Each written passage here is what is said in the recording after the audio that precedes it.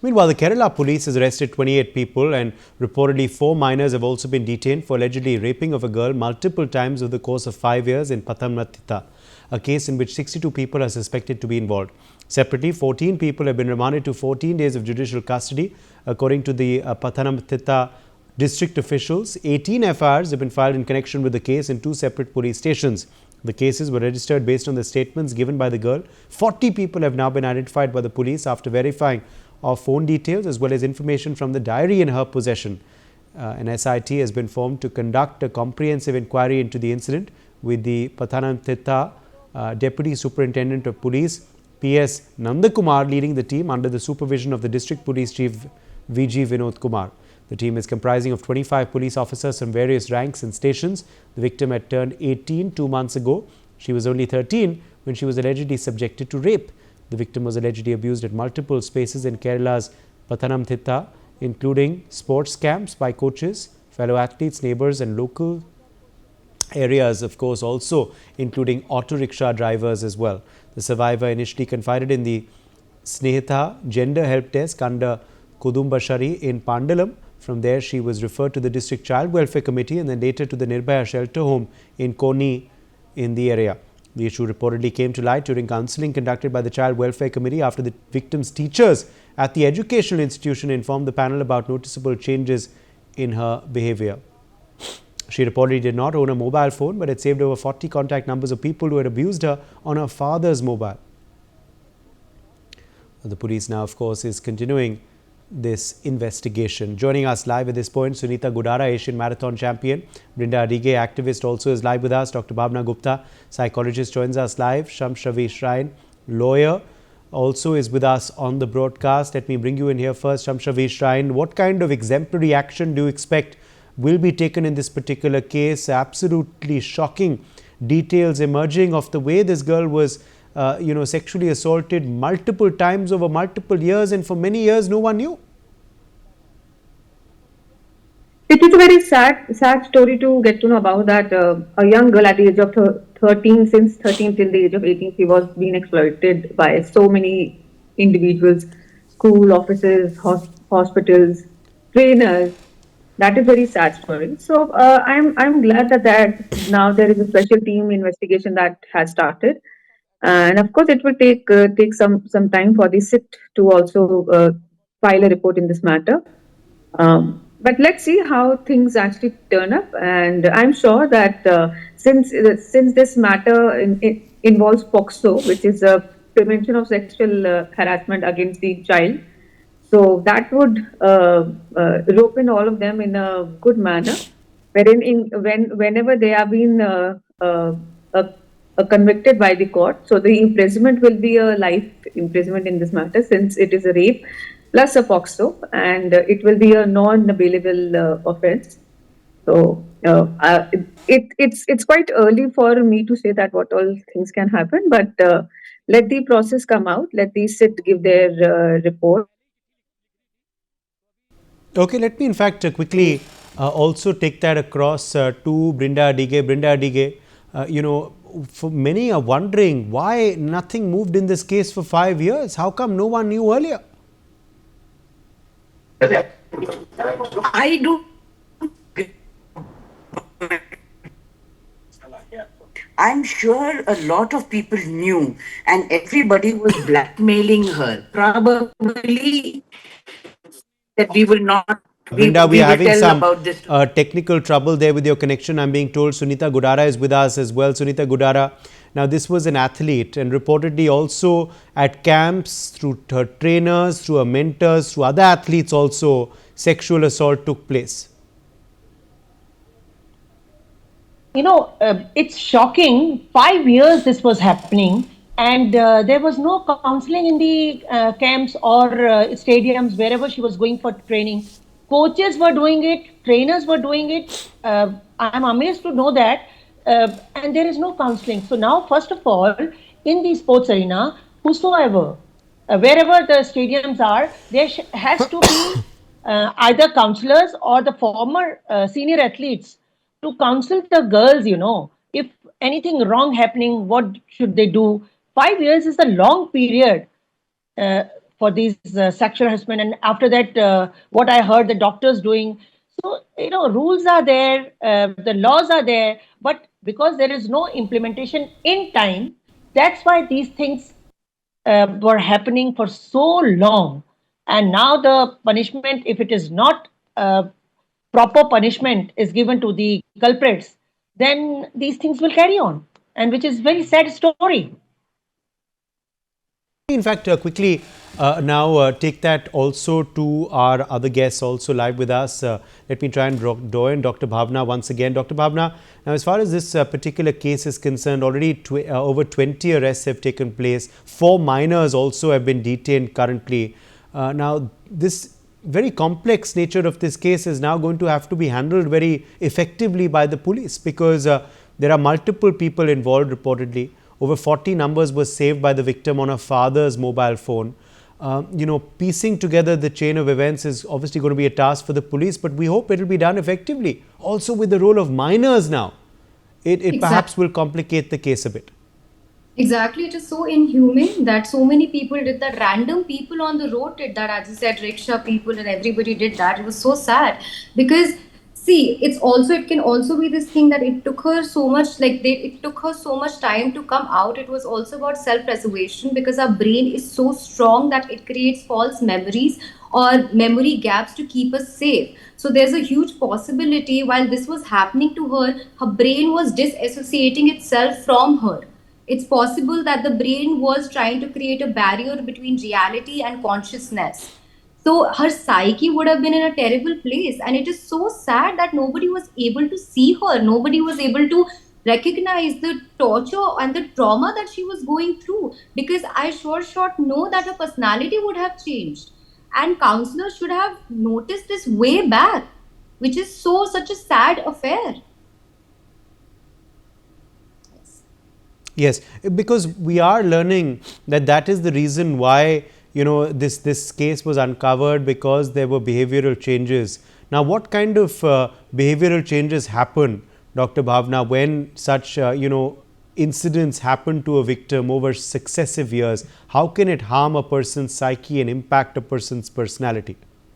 It can completely numb the person to a point that the person is not themselves. The person would isolate themselves. They would stop eating. There would be gradual changes. You can see the changes in their body, in their behavior, in their attitude. She would completely lose everything that she likes. No interest in anything. She's just living like a ghost. And as I said, a brain is wired to give us comfort. So there's a huge possibility she would have gone in her own shell and her brain would have created stories for her to keep her safe. Because clearly, when we're babies, when we're 13 years old, our parents are supposed to keep us protected, the society is supposed to keep us protected, and especially teachers and coaches are there to help us. Because for so long in a culture, in a society, it is told that teachers are there to help you, to educate you. They're your gods, they're supposed to give you education, and those people in itself are the ones hurting. And once it's a small place, so once the word came out that this is the girl who you can silence, so they thought that she's the easy prey to go forward and prey on her. So as you can see, a lot of people preyed on her. So she realized either her self-worth went down the drain because she must have thought that there's no self-worth to her.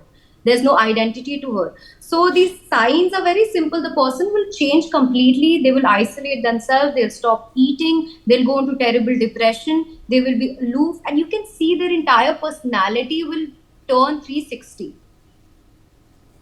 Okay, let me in fact quickly also ask you then, Dr. Bhavna, about how we can help this victim now. As you're saying that she has probably been harmed psychologically, how do we enable her to come out of this mess and also stay strong as this investigation of the case comes through, in which her testimony will be needed? First of all, the level of trust that she has with everybody is completely gone. So she needs extensive hours of therapy where the therapist has to make sure that she understands that she can trust all of these people. Because for her, everyone is somebody who's there to prey on her. Everybody is there to hurt her. Her perspective of the world has changed because now she feels she's the only one who's there for her own self. So a lot of therapy has to go into it, cognitive behavioral therapy, where they have to challenge her beliefs, where they have to change her belief, because her core beliefs, so basically core beliefs are the ones that we form in our primitive years, and especially as a teenager we have certain beliefs that we carry on to our adult life. So her beliefs have changed. Her beliefs that I am the only one, I am the only one who's going to look after myself. So we need to change that. We need to do CBT, cognitive behavioral therapy. We need to do NLP, neuro-linguistic programming. We have to change her entire belief system now. We have to make her believe that she can trust these people, because these people will give her justice. They're there to look out for her. So, as I said, extensive therapy has to go into this for her to get to a point where she's able to recollect these events, because as I said, our brain is wired to give us comfort. So her brain has kept her safe, because if she's at this point, she's coming out and she's saved the numbers of those people, it means that she wanted to fight. So there is a spirit for her inside her to fight for justice. Okay, I believe Brinda Dike is back with us now on the broadcast. Brinda, come back in here on what you make of this case, the manner in which these multiple assaults happen and why it didn't come out earlier. You asked me this question. Yes, I actually we couldn't hear you at all the previous time. Now we can hear you much better. Yes. Oh, great. Okay. So I do not believe that people did not know about it. I also do not believe and agree that there were others who were not in the know of it. I'm sure a lot of people knew about it. She might have tried to share with somebody, because when you are in a troop, you are in a group, you are very close to one or two people. So you want to go and share, and she might have shared. And like the counselor in the panel spoke, they also preyed on her. They took advantage of it, saying that if you do not want us to share this with others, then you will have to also do exactly what I'm doing. So different people preyed on her, took advantage of her, and when she shared, never extended the trust and confidence to her. But that said, I think we need to now tell her that all our support, in fact, the support of the entire citizens of India, are with her against these perpetrators. Institutions are there with her. And one thing we need to be constantly telling: the state missing out on protecting children, the state and its agencies missing out and unwilling, apathetic to extend that support, because they are supposed to have POSH, they are supposed to have child protection committees, and if they have not had any of these, they have not had a counselor over there. So this child has suffered alone. There are some juveniles also who have raped her, and I think they need to be treated as per law, not with kid gloves. The punishment must be meted out exactly as their crime. I know a lot of people would say that the children must be treated differently. I say that recidivism is very high. So if you let loose those people again into the society, they will try out the same with other victims, which means reformation for them must be for happening for the next 15, 20 years. That said, we now want to ask the Kerala police and the Kerala judiciary that they have to fast track this case and ensure that they set an example that such cases will not be dragged on. Okay, let me in fact quickly take that across to Sunita Gudara as well. Sunita Gudara, obviously changes are needed, in the sports ecosystem as well, and how things, are conducted in these camps. Plus also, Sunita Gudara, how do we ensure that these telltale signs come out? So even if the victim is not able to share her story herself, that someone or the other, her peers, her coaches, other teachers, they are able to, ensure that she gets justice earlier and not a 5-year hiatus as we've seen in this case. Yes, you are true. Whatever you're saying, see, first of all, in sports arena, we have to have very confident and very secretive in the sense that the girls, those who are facing all such problems, they should have faith in those counselors, lady counselors, or maybe ex-athletes, senior athletes, those who are listening to them. And these girls, those who are facing such problems, they know that these things will be kept in secret, and then the action has to be taken. The coaches, the trainers, those who have done it, if they are already arrested, but First of all, the sports department has to take action, the stadium has to take action, just bar them from sports, because in sports there is only one law. If you do anything, any injustice, any hanky panky in sports, then you are barred from sports. They should not be allowed in sports arena thereafter. Now it is, if they are arrested, the judicial will take its own course and the police will take its own course, but the sports department can just bar them from sports. That is the only way. Others, those who are intent to, doing such things, they will be scared to do such things, so that punishment, strong punishment from the sports arena has to come forward. And they don't have counselors, they don't have lady counselors, which they have to have in all the stadiums. Everywhere, wherever they have camps, they should have lady counselors where the girls can share their problems. Okay, let me go back to Shamshavi Shrine. Shamshavi Shrine, now as far as, making an example of this case is concerned, is that necessary? How do we ensure that adequate justice is given and all the perpetrators, even how high the number may be and no matter how old the assault may be, they are brought to book? It is that starting from that first, that the sick that is there, the report should be filed soon. Secondly, as a society, as what all laws are there is a mandatory law wherein you should have a prevention of sexual harassment post post post committee there, which is not available. So that is the reason that because of which this girl was not able to go there and then file a complaint or lodge a complaint over there. So everyone has to make sure that every institute, that's the law, every institute, every place where there are a minimum of 12 women working, there should be a post office there wherein you can file a complaint in regards to sexual harassment. So this is something that everyone now has to take care of. And as earlier speaker spoke, that in these sports there should be a must bar, that if someone has done so and so act, that person should be barred for whatever period till the time a proper report is there. And looking into it, that while everyone comes into the picture, so of course, since this is a matter wherein it's been 5 years now, that from past 5 years she was facing such kind of a problem. So even the police would be observing her. She would be kept given a counselor there, wherein her behavior would also be checked, because such kind of incidents affect a person from day one.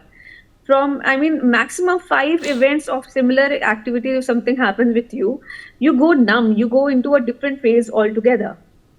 So the police would be keeping a track of this, that whether this is a false case or a right case. And at the same time, these 63 individuals whose name and whose information has been come out, they would be inquired a lot, and the police knows all their ways how to get the information out, because it is easier to make a statement, but then lie is something that keeps on changing. A truth will always be truth for the next 50 years, but a lie would be changing every time.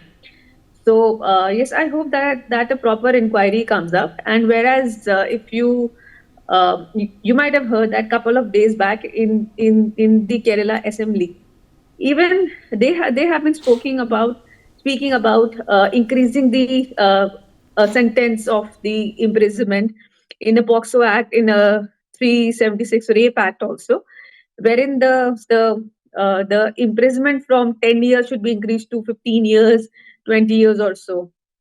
So looking at this case, I'm sure the government would be making more steps and creating a stringent base wherein all the institutions, all the schools, sports clubs and all, they would be given a memorandum over there that you have to have a posh committee as soon as possible.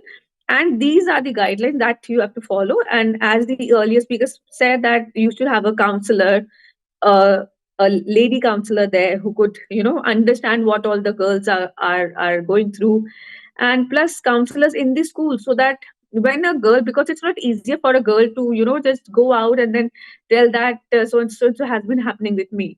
So the counselors in the schools also should be available, so that they could speak to these girls in order to understand that harassment is not necessary that it happens outside. And in maximum matters, it also happens in the house also, by the parents, by the any of the relative in the family, or the brother, or someone or the other. So it should be a mandatory thing wherein a female counselor should be placed there. And nowadays it's not only the girls who have been facing such kind of problems by their family members, their friends. It is the boys also. The young boys are being harassed.